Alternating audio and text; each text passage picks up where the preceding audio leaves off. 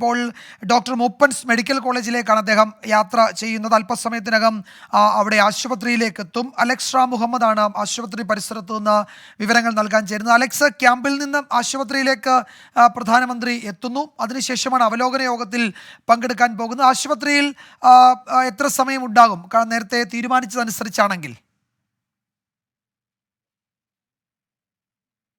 വിജയകുമാർ, കഷ്ടിച്ച് ക്യാമ്പിൽ നിന്ന് ആശുപത്രിയിലേക്ക് 4 കിലോമീറ്ററിനുള്ളിലാണ് ദൂരം. പ്രധാനമന്ത്രി അല്പസമയത്തിനകത്ത് അദ്ദേഹത്തിൻ്റെ വാഹനവ്യൂഹം ഇതുവഴി കടന്നുപോകും. പോലീസ് ഉദ്യോഗസ്ഥരുടെ അടക്കമുള്ള വാഹനവ്യൂഹം ഇതുവഴി കടന്നു പോയിട്ടുണ്ട്. അതിൻ്റെ ആദ്യഘട്ടമായി അകത്തേക്ക് പോയിട്ടുണ്ട്. നേരത്തെ പറഞ്ഞ സമയം അനുസരിച്ചാണെങ്കിൽ 15 മിനിറ്റ് അദ്ദേഹം ആശുപത്രിയിൽ ചിലവഴിക്കുമെന്നാണ് നേരത്തെ അദ്ദേഹത്തിൻ്റെ പ്രോഗ്രാം ചാർട്ടിലുള്ളത്. പക്ഷേ ഇനി അത് എത്ര സമയം നീളും? അദ്ദേഹം കൂടുതൽ ആളുകളെ കാണുകയാണെങ്കിൽ, ഇതങ്ങനെയാണ് നമ്മൾ കണ്ടത്. ദുരിതാശ്വാസ ക്യാമ്പിൽ 9 പേരെ അദ്ദേഹം നേരിട്ട് കണ്ടു എന്നുള്ളതാണ് മനസ്സിലാക്കുന്നത്. അങ്ങനെ കൂടുതൽ പേരെ കാണുകയാണെങ്കിൽ സ്വാഭാവികമായി ആ സമയത്തിന് പിന്നെയും മാറ്റം വരും. ഞാൻ നേരത്തെയൊക്കെ സൂചിപ്പിച്ചതുപോലെ മാറ്റം വന്നോട്ടെ. അത് എത്ര സമയം അദ്ദേഹം ഇവിടെ ചിലവഴിക്കുന്നു അത്രയും സമയം അദ്ദേഹം ചിലവഴിക്കട്ടെ. അതിൻ്റെ പ്രധാനപ്പെട്ട കാര്യം അദ്ദേഹത്തിന് ഈ ദുരന്തത്തിൻ്റെ വ്യാപ്തി, അതിൻ്റെ ആഴം എത്രത്തോളം എന്ന് അദ്ദേഹത്തിന് നേരിട്ട് തന്നെ ബോധ്യപ്പെടുമെന്നുള്ളത് കൊണ്ടാണ് നമ്മളിപ്പോൾ പ്രതീക്ഷിക്കുന്നത് അദ്ദേഹത്തിൻ്റെ വാഹനവ്യൂഹം ഇതുവഴി കടന്നു പോകും. ഇത് ഞാൻ നേരത്തെ സൂചിപ്പിച്ചതുപോലെ താഴെ അരപ്പറ്റ എന്ന സ്ഥലമാണ്. ഇവിടെ നിന്ന് 1.5 കിലോമീറ്ററാണ് ആശുപത്രിയിലേക്ക്. ഇതാ വാഹനവ്യൂഹങ്ങൾ ഓരോന്നായി വരുന്നതാണ് ദൃശ്യങ്ങളിൽ കാണുന്നത്. പ്രധാനമന്ത്രിയുടെ വാഹനവ്യൂഹം ഇതാ താഴെ അരപ്പറ്റ കഴിഞ്ഞ് ഇതിനുള്ളിലേക്ക് കടക്കാൻ ഒരുങ്ങുന്നു എന്നുള്ളതാണ്. അതായത് ആശുപത്രിയിലേക്ക് പോകുന്നു, ഡോക്ടർ മൂപ്പൻസ് മെഡിക്കൽ കോളേജിലേക്ക് പോകുന്നു എന്നുള്ളതാണ്. ഏതാണ്ട് ഇത് ആശുപത്രിയിലേക്ക്, ഡോക്ടർ മൂപ്പൻസ് ആശുപത്രിയിലേക്ക് ആ വാഹന വ്യൂഹം എത്തുകയാണ്. അവിടെ അല്പസമയത്തിനകം പ്രധാനമന്ത്രി എത്തും. ക്യാമ്പിലെ സന്ദർശനത്തിന് ശേഷം ആശുപത്രിയിലേക്ക് പ്രധാനമന്ത്രി എത്തുകയാണ്. വാഹന വ്യൂഹം ഇപ്പോൾ ആശുപത്രിയിലെത്തും. അവിടെ ചികിത്സയിലുള്ള അരുൺ, അനിൽ, അവന്തിക, സുഹൃതി എന്നിവരെയാണ് കാണുന്നത്. അവരെല്ലാവരും അവിടെ ചികിത്സയിലാണ്. ഏതാണ്ട് 40ഓളം പേര് അവിടെ ഇപ്പോൾ ചികിത്സയിലുണ്ട്. അതിൽ 4-5 പേരുമായി പ്രധാനമന്ത്രിയും ആശയവിനിമയം നടത്തുന്നുണ്ട്. നേരത്തെ നമ്മൾ ആ ക്യാമ്പിൽ പ്രധാനമന്ത്രി കൂടിക്കാഴ്ച നടത്തിയ ആളുകളാണ്. അത് മുഹമ്മദ് ഹനി, ഹർഷ, ഷറഫുദ്ദീൻ, ശ്രുതി, ജിഷ്ണു, നസീമ, സുധാകരൻ, പവിത്ര എന്നിവരെ നേരിൽ കണ്ടാണ് പ്രധാനമന്ത്രി സംസാരിച്ചത്. ഇപ്പോഴിതാ ആശുപത്രിയിലേക്ക് എത്തുന്നു. അലക്സിന് തുടരാം. വിജയകുമാർ, പ്രധാനമന്ത്രിയുടെ വാഹനവ്യൂഹം ഇവിടെ നിന്ന് കടന്ന് ആശുപത്രിയിലേക്ക് എത്തിയിട്ടുണ്ട്. നിമിഷങ്ങൾക്കകം അദ്ദേഹം ആശുപത്രിയിലേക്ക് എത്തുമെന്നുള്ളതാണ് മനസ്സിലാക്കുന്നത്. 25 പേർ ചികിത്സയിലുള്ള ഒരു വാർഡിൽ അദ്ദേഹം എത്തിയും അവിടെ ചികിത്സയിലുള്ള മനുഷ്യരെ കാണും.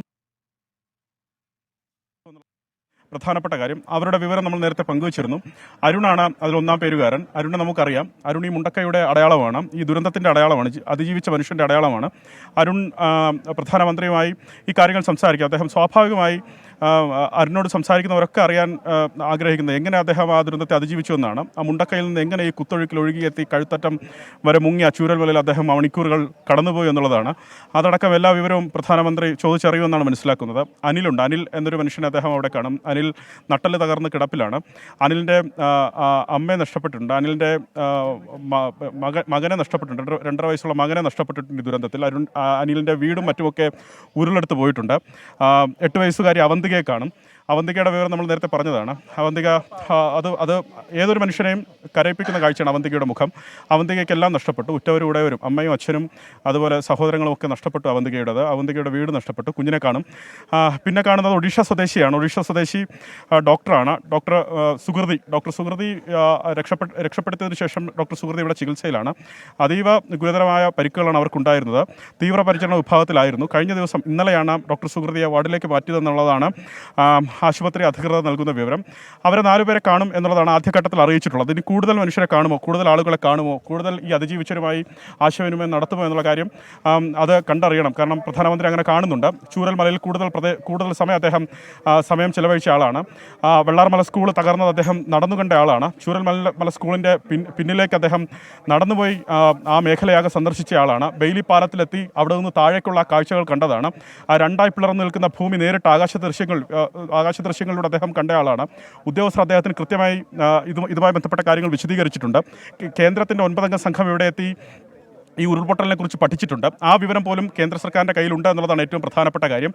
ഇനി എങ്ങനെ അതിജീവിക്കുമെന്നുള്ളതാണ് ചോദ്യം. അത് അതിജീവിക്കണമെങ്കിൽ അതിന് കേന്ദ്രത്തിൻ്റെ കൈത്താങ്ങ് വേണം. കേന്ദ്രം കരുത്താകണം. കേന്ദ്രം സംസ്ഥാനത്തിന് കൈ കൊടുത്തേ മതിയാകുകയുള്ളൂ എന്നുള്ളതാണ് എല്ലാ സർക്കാർ വൃത്തങ്ങളും പറയുന്നത്. മുഖ്യമന്ത്രി അടക്കം മന്ത്രിമാരടക്കം അത് ആവർത്തിച്ച് വ്യക്തമാക്കുന്നുണ്ട്. സംസ്ഥാനത്തിന് മാത്രം ചെയ്യാൻ പറ്റുന്ന കാര്യമല്ല ഈ മേഖലയെ പുനരുജ്ജീവിപ്പിച്ചു കൊണ്ടുവരിക എന്നുള്ളത്. അതിന് കേന്ദ്രത്തിൻ്റെ കൈത്താങ്ങ് കൂടിയേ തീരൂ. അതിനെന്തു ചെയ്യും കേന്ദ്ര സർക്കാർ എന്നുള്ളതാണ്. കേന്ദ്ര സർക്കാർ എന്തു ചെയ്യണം എന്നുള്ളതിൻ്റെ നേർസാക്ഷ്യം പ്രധാനമന്ത്രിയുടെ കണ്ണുകളിൽ തന്നെ കാണുന്നുണ്ട്. അദ്ദേഹം അത് അറിയുന്നുണ്ട്, അദ്ദേഹത്തിൻ്റെ അത് മനസ്സിലാകുന്നുണ്ട് എന്നുള്ളതാണ് മനസ്സിലാക്കുന്നത്.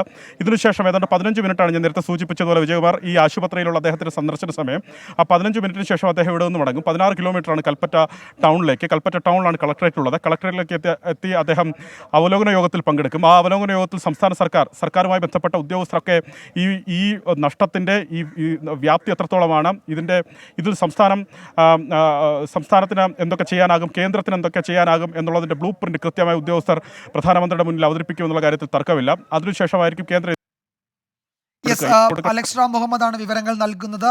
മൂപ്പൻസ് മെഡിക്കൽ കോളേജിലാണ് ഇപ്പോൾ പ്രധാനമന്ത്രി എത്തിയിരിക്കുന്നത്. അവിടെ ഏതാണ്ട് 25 ആളുകൾ ചികിത്സയിൽ കഴിയുന്ന ഒരു വാർഡിലേക്ക് എത്തും. അവിടെ ചികിത്സയിലുള്ള അരുൺ, അനിൽ, അവന്തിക, സുഹൃതി എന്നിവരെയാണ് പ്രധാനമന്ത്രി കാണുന്നത്. അവരുമായി പ്രധാനമന്ത്രി സംസാരിക്കും. അതിനുശേഷം കളക്ടറേറ്റിലെ അവലോകന യോഗത്തിൽ പോകും. ക്യാമ്പിൽ കുറേ ആളുകളുമായി പ്രധാനമന്ത്രി സംസാരിച്ചിരുന്നു. ഗോപികൃഷ്ണൻ ഇപ്പോൾ വിവരങ്ങളുമായി കൽപ്പറ്റയിൽ നിന്ന് ചേരുന്നുണ്ട്. ഗോപി, ഇപ്പോൾ നേരത്തെ സംസ്ഥാന സർക്കാർ ഔദ്യോഗികമായി ഇത് അതിതീവ്ര ദുരന്തങ്ങളുടെ പട്ടികയിൽ ഉൾപ്പെടുത്തി സഹായം നൽകണം എന്നാണ് ആവശ്യപ്പെട്ടത്. ഇന്നലെ പ്രതിപക്ഷ നേതാവ് പറയുന്നുണ്ടായിരുന്നു, ഇനിയിപ്പോൾ ദേശീയ ദുരന്തമായി പ്രഖ്യാപിക്കാൻ പരിമിതിയുണ്ടെങ്കിൽ അതിന് ആനുപാതികമായൊരു പാക്കേജ്, സാമ്പത്തിക സഹായമെങ്കിലും പ്രധാനമന്ത്രി പ്രഖ്യാപിക്കണമെന്ന്. അപ്പോൾ എന്തായാലും ഇക്കാര്യത്തിൽ രാഷ്ട്രീയത്തിനൊക്കെ അതീതമായ ഒരു സമവായം കേരളത്തിലുണ്ട്. വലിയ സഹായം ഇക്കാര്യത്തിൽ വേണം. അതല്ലാതെ കേരളത്തിന് പിടിച്ചു നിൽക്കാൻ കഴിയില്ല. ഈ ദുരന്തഭൂമിയെ റീബിൽഡ് ചെയ്യാൻ കഴിയില്ല. അതുകൊണ്ട് കയ്യയച്ചുള്ള സാങ്കേതികത്വങ്ങളൊക്കെ മാറ്റിവെച്ചുകൊണ്ടുള്ള സഹായം വേണം എന്നാണ് എല്ലാവരും ആവശ്യപ്പെടുന്നത്. അങ്ങനെ ഒരുമിച്ച് രാഷ്ട്രീയത്തിനൊക്കെ അതീതമായി ശക്തമായി ആവശ്യപ്പെടുന്നു എന്നത് ഈ ഘട്ടത്തിൽ വളരെ പോസിറ്റീവായിരിക്കും അല്ലേ? അത് കേന്ദ്ര സർക്കാരിനെ കേരളത്തിലേക്ക് കൂടുതൽ സഹായം ഒഴുക്കുന്നതിനൊക്കെ പ്രേരിപ്പിച്ചേക്കാമെന്ന് കരുതാം അല്ലേ?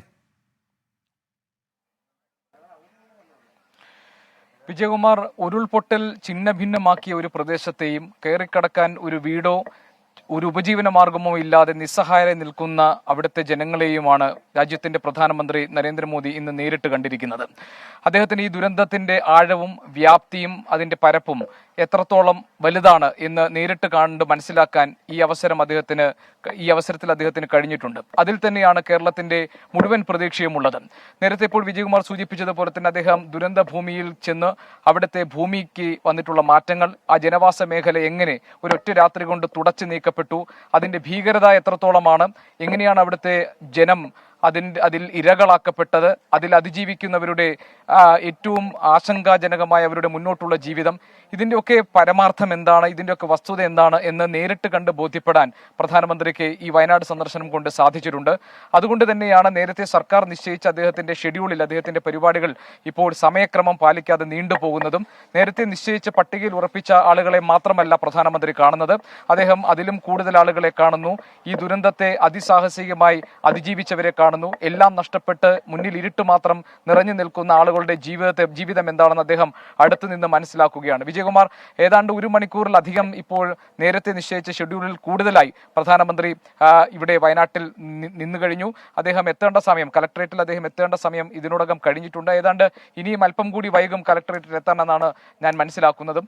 വിജയകുമാർ നേരത്തെ സൂചിപ്പിച്ചതുപോലെ തന്നെ പ്രധാനമായിട്ടും സംസ്ഥാന സർക്കാർ മുന്നോട്ട് വയ്ക്കുന്ന ആവശ്യം വയനാട്ടിലെ ഉരുൾപൊട്ടൽ ദുരന്തത്തെ ദേശീയ ദുരന്തമായോ അതല്ലെങ്കിൽ അതിതീവ്ര ദുരന്തമായോ പരിഗണിക്കണമെന്നതാണ്. ഈ ആവശ്യം സംസ്ഥാന സർക്കാർ മുന്നോട്ട് വയ്ക്കുമ്പോൾ തന്നെ സർക്കാർ കാണുന്നതും പ്രതീക്ഷിക്കുന്നതും വയനാട്ടിൽ ദുരന്തം ബാധിച്ച ആളുകൾക്ക് സമഗ്രമായ ഒരു പുനരധിവാസം ഉറപ്പാക്കുക എന്നതാണ്. അതിന് കേന്ദ്രത്തിന്റെ പിന്തുണയും സഹായവും കൂടിയേ തീരൂ. ദേശീയ ദുരന്ത നിവാരണ നിധിയിൽ നിന്ന് ഗണ്യമായ ഒരു തുക സംസ്ഥാന സർക്കാരിന് കിട്ടും എന്നുള്ള പ്രതീക്ഷയാണുള്ളത്. ഇനി അഥവാ നേരത്തെ വിജയൻ സൂചിപ്പിച്ചതുപോലെ തന്നെ പ്രതിപക്ഷ നേതാവ് വി ഡി സതീശൻ കഴിഞ്ഞ ദിവസം പറഞ്ഞതുപോലെ ഇനി അതിനെന്തെങ്കിലും സാങ്കേതികമോ നിയമപരവുമായ തടസ്സങ്ങൾ ഉണ്ടെങ്കിൽ അത് മാറ്റിവെച്ചുകൊണ്ട് വയനാടിന് ഒരു സ്പെഷ്യൽ പാക്കേജ് പ്രഖ്യാപിക്കണം എന്നുള്ളതാണ്. ഏതായാലും പ്രധാനമന്ത്രിക്ക് ഈ ദുരന്തത്തിന്റെ തീവ്രത എത്രത്തോളം ഉണ്ടെന്നും ഇവിടുത്തെ ജനത അനുഭവിക്കുന്ന വേദനയും ദുഃഖവും എത്രത്തോളം ആഴമേറിയതാണെന്നും അദ്ദേഹത്തിന് നേരിട്ട് കണ്ട് ബോധ്യപ്പെടാൻ കഴിഞ്ഞിരിക്കുന്ന സാഹചര്യത്തിൽ ഇന്നിപ്പോൾ അതിനുശേഷം കളക്ടറേറ്റിൽ നടക്കുന്ന അവലോകന യോഗത്തെ വളരെ നിർണായകമെന്ന് നമുക്ക് വിശേഷിപ്പിക്കാം.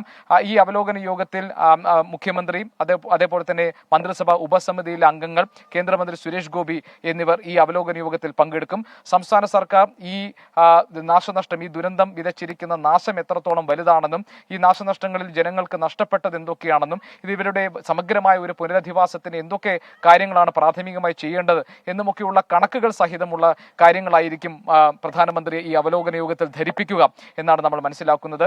വിജയൻ നേരത്തെ സൂചിപ്പിച്ചതുപോലെ തന്നെ ഒരു സ്പെഷ്യൽ പാക്കേജാണ് വയനാടിന് പ്രഖ്യാപിക്കാൻ കേന്ദ്ര സർക്കാർ ആലോചിക്കുന്നതെങ്കിൽ അതൊരുപക്ഷെ പ്രധാനമന്ത്രി വയനാട്ടിൽ നിന്ന് മടങ്ങുന്നതിന് മുൻപ് തന്നെ ആ ഒരു ഉറപ്പ് ഇവിടുത്തെ അവലോകന യോഗത്തിൽ സംസ്ഥാന സർക്കാരിന് നൽകിയേക്കും. അതല്ലെങ്കിൽ അദ്ദേഹം ഡൽഹിയിൽ എത്തിയ ശേഷമായിരിക്കും അതിന്റെ പ്രഖ്യാപനം നടത്തുക.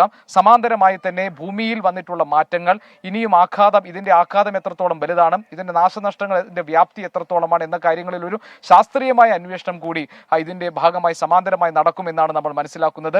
കേന്ദ്ര ആഭ്യന്തര മന്ത്രാലയത്തിന്റെ 9 അംഗ വിദഗ്ധരടങ്ങുന്ന സംഘം ഇവിടെ എത്തി കാര്യങ്ങൾ നേരിട്ട് കണ്ട് വിലയിരുത്തുകയും അതിന്റെ ഒരു റിപ്പോർട്ട് പ്രധാനമന്ത്രിക്ക് സമർപ്പിക്കുകയും ചെയ്യും. നമുക്കറിയാം 10ാം ധനകാര്യ കമ്മീഷനാണ് ഈ ദുരന്ത ബാധിത മേഖലകളെ അവർക്ക് വേണ്ട കേന്ദ്ര സഹായം ഏത് നിലയ്ക്കായിരിക്കണം എന്ന കാര്യത്തിൽ ഇതൊരു ദേശീയ ദുരന്തമായി എങ്ങനെ കണക്കാക്കണം എന്ന കാര്യങ്ങളിലുമൊക്കെയുള്ള ചില മാനദണ്ഡങ്ങൾ ഇറക്കിയിരിക്കുന്നത്. സാധാരണ നിലയിൽ ഒരു സംസ്ഥാനത്തെ 1/3 വരുന്ന ജനസംഖ്യയുടെ 1/3 വരുന്ന ആളുകളെ ബാധിക്കുന്ന ദുരിതത്തെയാണ് ആ നിലയിൽ പരിഗണിച്ചിട്ടുള്ളത്. പക്ഷേ നമുക്കറിയാം 2013 ഉത്തരാഖണ്ഡിലും 2014 രാജസ്ഥാനിലും ഉണ്ടായ പ്രകൃതിക്ഷോഭത്തെ ആ നിലയ്ക്ക് പരിഗണിക്കുകയും കേന്ദ്രത്തിന്റെ സഹായം സംസ്ഥാന സർക്കാരുകൾക്ക് നൽകുകയും ചെയ്തിട്ടുണ്ട്. അങ്ങനെ ഒരു മാതൃകയും മുന്നിലുണ്ട്. അതുകൊണ്ട് തന്നെ വയനാട്ടിന്റെ ദുരന്തം നേരിട്ട് കണ്ട് മനസ്സിലാക്കിയ പ്രധാനമന്ത്രിക്ക് വയനാടിന് ആവശ്യമായ ഒരു സ്പെഷ്യൽ പാക്കേജ് പ്രഖ്യാപിക്കുന്നതിന് മറ്റൊന്നും തന്നെ തടസ്സമാകേണ്ടതില്ല.